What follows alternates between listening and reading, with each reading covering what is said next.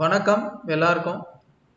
இன்னைக்கு நம்ம பார்க்க போற கரண்ட் அஃபேர்ஸ் பார்த்தீங்கன்னா 25, 26, 27, 28 இந்த 4 நாள் வந்த முக்கியமான 2 கரண்ட் அஃபேர்ஸ்.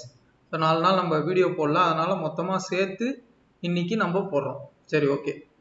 நல்லா கிளியரா கவனிச்சுக்கோங்க. நீட் பத்தி நிறைய பொலிட்டிக்கலான விஷயங்கள் நீங்க நிறைய பார்த்துருப்பீங்க. நியூஸ், டிபேட்ஸ் எல்லாமே பொலிட்டிக்ஸா பேசுது. ஆனா உண்மையிலே நீட் என்ன, ஏன் நீட்ன்ற எக்ஸாமை ஃபர்ஸ்ட் கொண்டு வந்தாங்க, அதுக்கு முன்னாடி என்ன சிஸ்டம் இருந்துச்சு, நீட் வந்ததுனால எந்த மாதிரி மாற்றங்களை அது கொண்டு வந்தது, இப்போ நீட் எக்ஸாம் பேப்பர் லீக் ஆகிற மாதிரி அதோட சிஸ்டம்ல என்ன கோளாறு, அதை நம்ம எப்படி சரி பண்ண பார்க்கலாம். இந்த மாதிரியான விஷயங்கள் தான் நம்ம டிஸ்கஸ் பண்ண போறோம். ஆக்சுவலா இதை தான் மெயின் ஸ்ட்ரீம் மீடியாவும் இளைஞர்களும் டிஸ்கஸ் பண்ணியிருக்க வேண்டும். ஆனால் அதை மீறி பொலிட்டிக்ஸ் நிறைய நம்ம பேசுகிறோம். பட் ரியல் கன்சர்ன், ரியல் இஷ்யூவை யாராவது பேசுகிறாங்களா அப்படின்னு கேட்டால் அது ஒரு பெரிய கேள்விக்குறி தான். சரி, ஓகே. ஃபர்ஸ்ட் நம்ம பார்க்குற நியூஸ் நந்தன் நீலகேலி அவர்களை நேஷ்னல் டெஸ்டிங் ஏஜென்சி, இவங்க தான் நீட் எக்ஸாமை கண்டக்ட் பண்ணுற ஒரு பாடி. அந்த நேஷ்னல் டெஸ்டிங் ஏஜென்சியில் மாற்றங்களை கொண்டு வரத்துக்கான டாஸ்க் ஃபோர்ஸோட தலைவராக திரு நந்தன் நீலகேணி அவர்களை நம்மளுடைய மத்திய அரசு அப்பாயிண்ட் பண்ணியிருக்கு. இது ஃபேக்ட், செய்தி, தெரிஞ்சுக்கோங்க. இப்போ நம்ம நீட்னா என்ன அப்படின்னு முதல்ல தெரிஞ்சுக்கணும். பழைய சிஸ்டம் எப்படி இருந்துச்சு அப்படிங்கிறதையும் நீங்க புரிஞ்சுக்கணும். பழைய சிஸ்டம் எப்படி இருந்துச்சு அப்படின்னா, ஒரு 2014-15க்கு முன்னாடி நான் இப்போ ஒரு மெடிக்கல் காலேஜுக்கு ஒரு டாக்டர் ஆகணும், மெடிக்கல் காலேஜுக்கு நான் என்டர் ஆகணும் அப்படின்னா எனக்கு என்னென்னலாம் வழிமுறைகள் இருந்தது அப்படின்னா, all India pre medical test ஏஐபிஎம்டின்னு ஒரு எக்ஸாம் வைப்பாங்க. மொத்தம் 100ல் 15 சீட்டு இந்த ஏஐபிஎம்டி டெஸ்ட்டில் பாஸ் ஆகி வர ஸ்டூடெண்ட்ஸ்க்குன்னு சொல்லி ஒவ்வொரு காலேஜும் ஒதுக்கணும். கவர்மெண்ட்டாக இருந்தாலும் சரி, ப்ரைவேட்டாக இருந்தாலும் சரி, ஏஐபிஎம்டி ஒருத்தன் பாஸ் பண்ணி வரான் அப்படின்னா 100ல் 15 சீட்டு இந்த கேண்டிடேட்ஸ்க்குன்னு சொல்லி ஒதுக்கிடுவாங்க. இது இல்லாமல் எய்ம்ஸு, ஜிப்மரு, இந்த மாதிரி சென்ட்ரல் ஹாஸ்பிட்டல்ஸ், பெரிய பெரிய ஹாஸ்பிட்டல்ஸ் என்ன பண்ணுவாங்கன்னா அவங்க தனியாக என்ட்ரன்ஸ் எக்ஸாம் கண்டக்ட் பண்ணுவாங்க. ஒரு பக்கம் ஏஐபிஎம்டி, அதை வச்சு சில காலேஜஸ் 15% சீட்டை ஃபில் பண்ணுவாங்க, ப்ரைவேட்டு கவர்மெண்ட் ரெண்டும். மீதி இருக்கிற 85% அந்தந்த ஸ்டேட் கவர்மெண்ட்டோட எக்ஸாம்ஸ் சிலது நடக்கும். மகாராஷ்டிராவில் ஒரு என்ட்ரன்ஸ் இருந்தது, ஆந்திராவில் ஒரு என்ட்ரன்ஸ் இருந்தது. இந்த மாதிரி அந்தந்த ஸ்டேட் தனியாக என்ட்ரன்ஸ் வச்சு, ஏஐபிஎம்டி இல்லாமல் இந்த அவங்க தனியாக ஒரு என்ட்ரன்ஸ் வச்சு மீதி இருக்கிற 85 சீட்டை அந்த ஸ்டேட்ஸே ஃபில் பண்ணும். இது ஒரு முறை. தமிழ்நாட்டில் பார்த்தீங்கன்னா என்ட்ரன்ஸ் கிடையாது. நம்ம ஸ்டேட் போர்டு எக்ஸாமில் பாஸ் பண்ணி வர அந்த ஸ்டூடெண்ட்ஸ் மெரிட்டை பேஸ் பண்ணி நம்ம டைரெக்டாக அட்மிஷன் கொடுத்தோம் மெடிக்கல் காலேஜஸில், என்ட்ரன்ஸ் இல்லை. ஆனால் அந்த 15% மட்டும் ஏஐபிஎம்டி எக்ஸாமில் பாஸ் ஆகி வரவங்களுக்கு நம்ம சீட்டு கொடுத்தோம். மீதி இருக்க 85 சீட்டு நம்ம own state government exam pass பண்ணி நல்ல கட் ஆஃப் எடுத்த மாணவர்களுக்கு நம்ம கொடுத்தோம். இது நீட் வரதுக்கு முன்னாடி இருந்த நிலைமை. இது போக எய்ம்ஸு, ஜிப்மர் இந்த ஹாஸ்பிட்டல்ஸ்லாம், இந்த காலேஜஸ்லாம் அவங்களுக்கு தனியாக ஒரு என்ட்ரன்ஸ் வச்சு அவங்க ரெக்ரூட் பண்ணிக்குவாங்க. அவங்க இந்த சிஸ்டம்குள்ளே வர மாட்டாங்க, அவங்க தனி. அப்போது ஃபார் எக்ஸாம்பிள் இப்போ நான் ஒரு 12வது முடித்த ஒரு மாணவன் வைங்களேன், நீட் வர்றதுக்கு முன்னாடி நான் மெடிக்கல் காலேஜில் சீட்டு வாங்கணும் அப்படின்னா, இப்போ நான் தமிழ்நாட்டில் இருக்கேன் அப்படின்னா, ஒன்று நான் ஏஐபிஎம்டி எழுதணும், all India pre medical test எழுதணும். அப்படி இல்லை, நான் நல்ல 12th நல்ல கட் ஆஃப் 198க்கு மேலே இருக்கேன், 200க்கு அந்த டைமில் கட் ஆஃப், நல்ல கட் ஆஃப் அப்படின்னா நான் கட் ஆஃப் பேஸ் பண்ணியே மெடிக்கல் காலேஜில் சீட்டு வாங்கலாம். இது ஒரு வழி. அப்படி அதில் முடியல, கட் ஆஃப் கம்மினா ஏஐபிஎம்டி நான் எழுதணும், இது ஒரு வழி. அப்படி அதுலேயும் ஒழுங்காக பண்ண முடியல அப்படின்னா நான் ஜிப்மர் எழுதலாம், இல்லை எய்ம்ஸ் நடத்தக்கூடிய அந்த என்ட்ரன்ஸ் எக்ஸாம் எழுதலாம். ஸோ அப்போ ஒரு 12வது முடிக்கிற பையனை யோசிச்சு பாருங்க, அவனோட பெரிய கனவு டாக்டராக தான் இருக்கும்.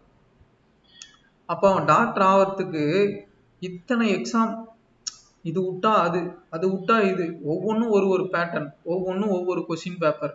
ஏஐபிஎம்டி கொஸ்டின் பேப்பரும் லீக் ஆயிருக்கு, அதுலேயும் இஷ்யூ வந்தது. ஸோ அப்போ பார்த்துட்டு இன்னொன்று, ப்ரைவேட் வந்து 15% சீட்டு மட்டும்தான் ஏஐபிஎம்டி என்ட்ரன்ஸை வச்சு ஃபில் பண்ணுவோம். மீதி இருக்கிற 85 சீட்டில் என்ன பண்ணுவாங்கன்னா எல்லாமே டொனேஷன். அதாவது நீட்டுக்கு முன்னாடி பார்த்தீங்கன்னா கிட்டத்தட்ட 50 லட்சத்துலேருந்து 1 கோடி வரைக்கும் ஒரு மெடிக்கல் சீட்டுக்கு டொனேஷன் மட்டும் ப்ரைவேட் காலேஜஸ் கொள்ள அடிச்சுது. இப்போ இதை தடுக்கணும் அப்படின்னு தான் கவர்மெண்ட் என்ன பண்ணுறாங்கன்னா நீட் அப்படின்ற புது எக்ஸாமை கொண்டு வர்றாங்க. National eligibility come entrance test. அப்படின்னா என்ன அர்த்தம்னா, முன்னாடிலாம் வந்து நீங்கள் மார்க் கம்மியாக இருந்தாலும் ப்ரைவேட் மெடிக்கல் காலேஜில் 50 லட்சம் 1 கோடி கொடுத்து நீங்கள் சீட்டு வாங்கி சேர்ந்துடலாம். இப்போ அப்படி கிடையாது. நீங்கள் மார்க் குறைவாக இருந்தாலும் நீட்டு பாஸ் பண்ணியிருக்கணும். அட்லீஸ்ட் அதில் குவாலிஃபை ஆவது ஆயிருக்கணும். அப்படி ஆனவங்க மட்டும்தான் நீங்கள் டொனேஷன் கட்டி கூட சேர முடியும். இன்னைக்கு அதான் சூழ்நிலை. அதனால தான் அது national eligibility come entrance test. நீங்கள் டாக்டர் ஆகிறதுக்கு எலிஜிபிள் அப்படின்னு சொல்லக்கூடிய ஒரு தேர்வும் என்னது, நீட்டு தான். அப்போ இப்போ ஏஐபிஎம்டி கிடையாது, அந்தந்த ஸ்டேட் கவர்மெண்ட் நடத்துகிற தனித்தனி எக்ஸாம் கிடையாது, எய்ம்ஸுக்கு தனி எக்ஸாம் இல்லை, ஜிப்மருக்கு தனி எக்ஸாம் இல்லை. இப்போ ஒரு 12th ஸ்டூடெண்ட்டு டாக்டர் ஆகணும்னா ஒரே எக்ஸாம், மொத்த இந்தியாவுக்கும் ஒரே எக்ஸாம், ஒரே சிலபஸ், ஒரே கொஸ்டின் பேப்பர், ஒரே ஸ்டாண்டர்ட். அப்போது இது வந்து ஒரு ப்ராப்பர் லெவல் பிளேயிங் ஃபீல்டை வந்து மெடிக்கல் என்ட்ரன்ஸ் எக்ஸாமுக்கு கொடுக்குது. அதான் நீட்டோட மிகப்பெரிய அட்வான்டேஜ். சார் அது நீங்கள் பொலிட்டிக்கலாக நிறைய பேசலாம், பட் ஆனால் இப்போ நீட் குவாலிஃபைடு அப்படின்னா மட்டும்தான் நீங்கள் ப்ரைவேட் காலேஜில் கூட சீட்டு வாங்க முடியும். நீட்டுக்கு நிறைய பேர் குவாலிஃபை ஆகாமல் சீட்டு கொடுத்தாங்க அப்படின்னா அந்த காலேஜை மூட முடியும் கவர்மெண்ட். ஸோ அப்போது அவங்க அடிக்கிற கொள்ளை நிறுத்தப்பட்டது. மாணவர்கள் பெர்ஸ்பெக்டிவ்ல பார்த்தீங்கன்னா ஏகப்பட்ட எக்ஸாம் எழுதக்கூடிய தேவை மாணவர்களுக்கு இல்லாமல் போயிடுச்சு. இப்போ நீட்டு ஒரே எக்ஸாம் நீங்கள் பாஸ் பண்ணால் போதும், உங்களுக்கு மெடிக்கல் சீட்டு கிடச்சிரும். ஸோ இதுதான் இன்னைக்கான சூழ்நிலை. சரி சார், அப்போ நீட்டு இதெல்லாம் நீங்கள் சொல்கிறீங்க, ஆனால் வந்து இதில் கொஸ்டின் பேப்பர் லீக் ஆகுது அப்படின்னு நீங்கள் கேட்டிங்கன்னா, ஏன் லீக் ஆகுது அப்படின்னு நம்ம இந்த சிஸ்டத்தை அண்டர்ஸ்டாண்ட் பண்ணிக்க பார்க்கணும். இப்போ May 3 நீட் எக்ஸாம் ஃபஸ்ட்டு நடக்க போகிறதா இருந்தது. கொஷின் பேப்பர் லீக் ஆனதுனால ஒரு மாதம் எக்ஸாமை தள்ளி வச்சாங்க. நீட்டில் என்ன ஒன்றுனா, ஒரே கொஷின் பேப்பர் கிட்டத்தட்ட 25 லட்சத்துலேருந்து 30 லட்சம் மாணவர்கள் அந்த ஒரு கொஷின் பேப்பரை அந்த ஒரு பர்டிகுலர் டேட்டில் ஒன்றா எழுதுவாங்க. இந்தியா ஃபுல்லாக அந்த எக்ஸாம் நடக்கும். கிட்டத்தட்ட 25 லட்சம் பேர், இவ்வளோ பெரிய ஸ்கேலில் இந்த எக்ஸாம் நடக்குது. எக்ஸாமோட கொஷின் பேப்பர் பார்த்தீங்கன்னா கிட்டத்தட்ட 13 லாங்குவேஜஸில் டிரான்ஸ்லேட் பண்ணணும். ஹிந்தியில் இருக்கும், குஜராத்தில் இருக்கும், மராத்தியில் இருக்கும், தமிழ்நாட்டுக்கு தமிழில் கொஷின் இருக்கும். ஸோ இப்படி பல லாங்குவேஜில் அந்த ஒரு கொஷின் பேப்பரை டிரான்ஸ்லேட் பண்ண வேண்டிய தேவை இருக்கிறது. அப்போ என்ன ஆகுது அப்படின்னா, இந்த டிரான்ஸ்லேட் பண்ணுறதுக்கு ஒரு நெட்வொர்க்கை நம்ம ஹையர் பண்ணுறோம். ப்ரொஃபஷ்னலாக டிரான்ஸ்லேட் பண்ணுறவங்கள ஹையர் பண்ணுறோம். எப்போனா எக்ஸாமுக்கு ஒரு 4 வாரத்துக்கு முன்னாடி, ஒரு மாதத்துக்கு முன்னாடி.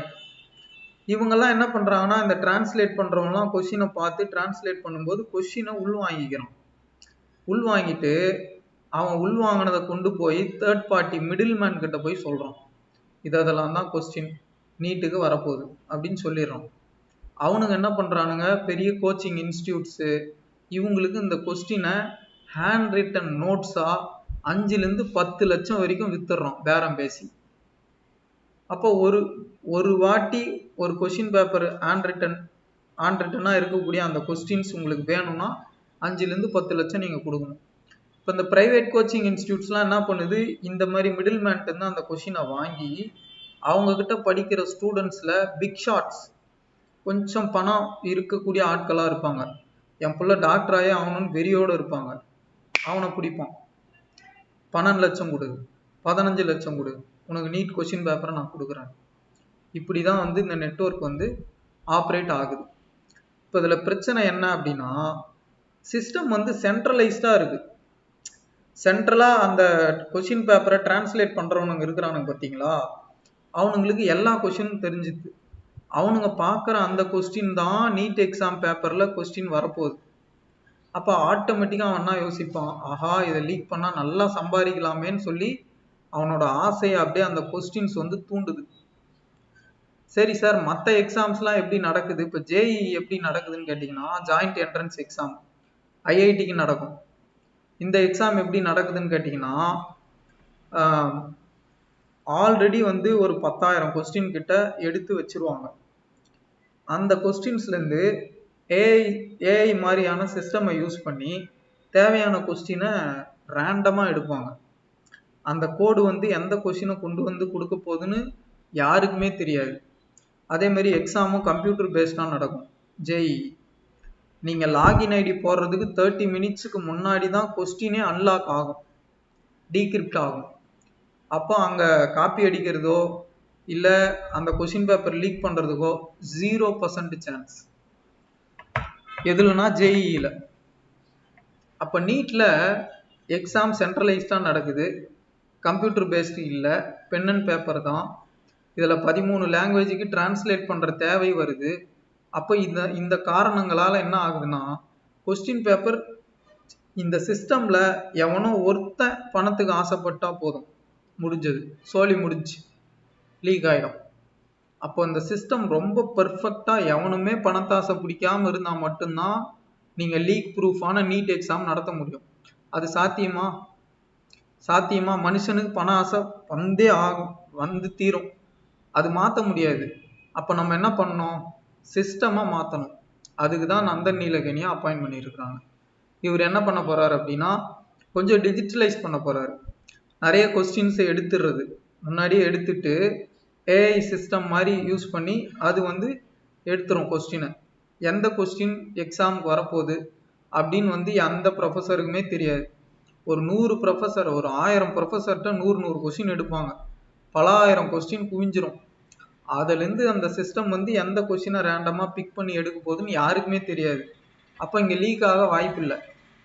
நீ லீக்கே பண்ணாலும் அந்த 100 ப்ரொஃபஸர் அவன் எடுத்த கொஸ்டின் எல்லாத்தையும் லீக் பண்ணுறான்னு வைங்களேன், அப்பயும் அவன் எடுக்காத சில கொஸ்டின்ஸ் வரதான் செய்யும். அப்போ இது லீக் ப்ரூஃப் ஆகிடும் சிஸ்டமே. இதெல்லாம் செய்கிறதுக்கு தான் இவர் அப்பாயிண்ட் பண்ணியிருக்கிறாங்க. பார்ப்போம் சிஸ்டமில் எந்த அளவுக்கு நல்ல மாற்றங்கள் கொண்டு வராங்க அப்படின்னு சொல்லி நம்ம பொறுத்திருந்து பார்ப்போம். இதுதான் நீட்டு, இதுக்கு பின்னாடி இருக்கக்கூடிய சிஸ்டம், இதை எப்படி மாற்ற போகிறாங்க அப்படிங்கிறது. இதை கொஞ்சம் நீங்கள் தெளிவாக புரிஞ்சுக்கோங்க. ஓகேவா? அடுத்த டாபிக் பார்ப்போம்.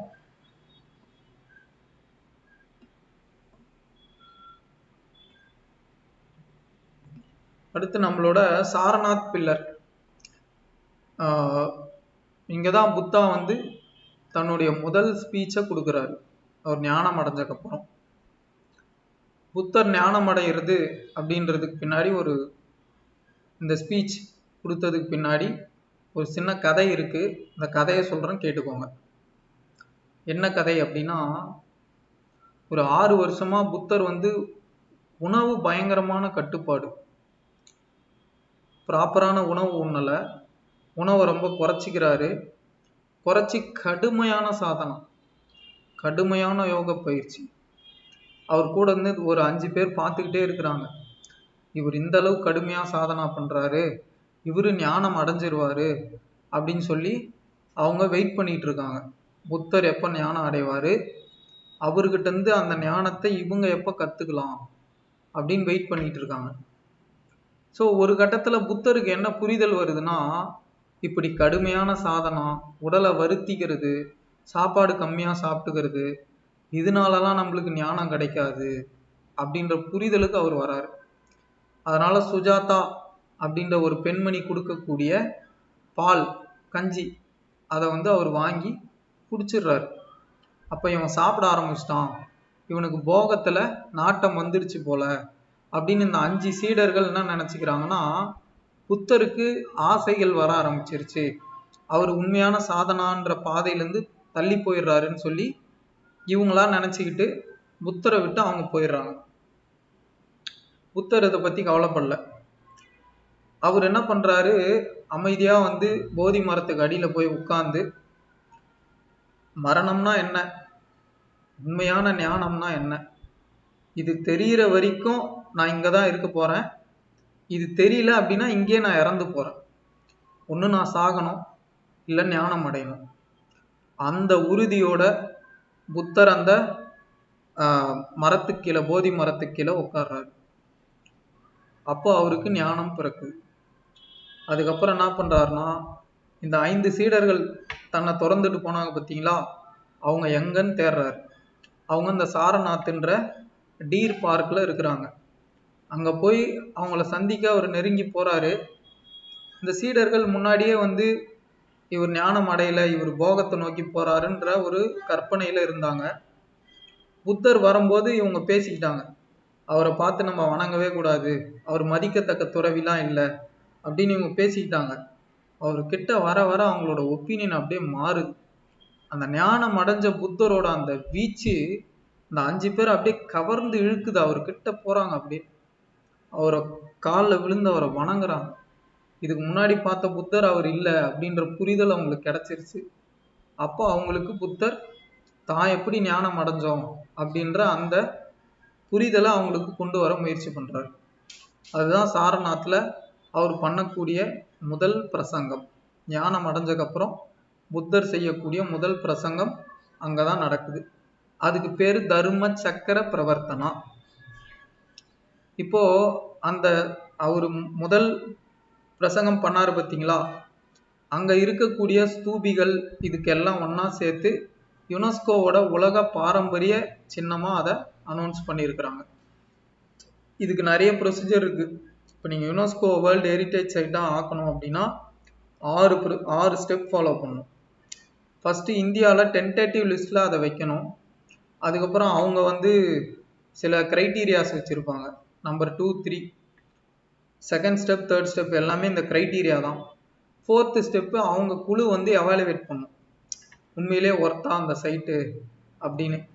இந்த ரிகரஸ் ப்ராசஸ்க்கு அப்புறம் நம்மளோட இந்த சாரநாத் அந்த சைட்டு வந்து 45வது யுனெஸ்கோ வேர்ல்டு ஹெரிட்டேஜ் சைட்டா அங்கீகரிக்கப்பட்டிருக்கு. இது ரொம்ப முக்கியமான ஒரு கரண்ட் அஃபேர், பார்த்து வச்சுக்கோங்க. இந்த மாதிரி டெய்லி இம்பார்ட்டன்ட் கரண்ட் அஃபேர்ஸ்க்கு நம்மளோட சேனலை சப்ஸ்கிரைப் பண்ணிக்கோங்க. உங்களுக்கு விருப்பம் இருக்குது, பிடிச்சிருக்கு அப்படின்னா ஷேர் பண்ணுங்கள், லைக் பண்ணுங்கள். தேங்க்யூ.